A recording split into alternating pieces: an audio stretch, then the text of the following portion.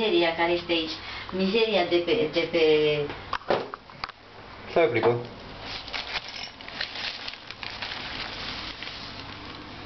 Hod. Așa. Nu, stai liniștită, nu te agita. Victoria, uite cum arată un aragaz. Hai, da, am văzut și mai rău. Eu nu. Și am lucrat în atâtea case. Da.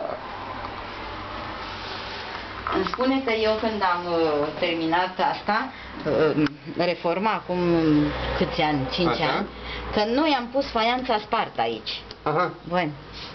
Am înțeles. Asta trebuie să se ducă la gunoi. Am înțeles. Hai, iau înainte. Ce mai filmăm pe aici? Victoria, asta se scoate de aici? O discutăm despre tocul ăsta, vedem. Se poate scoate. Se poate scoate.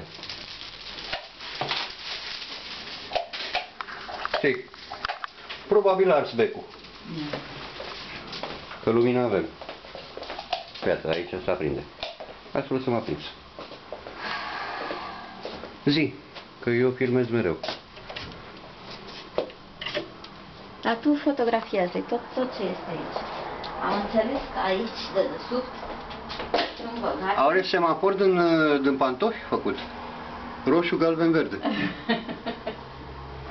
Nu știu cum se trage. Ce anume? Aici, asta, pentru că asta se face pat. Stai că ți arăt imediat. Păi, o clipă.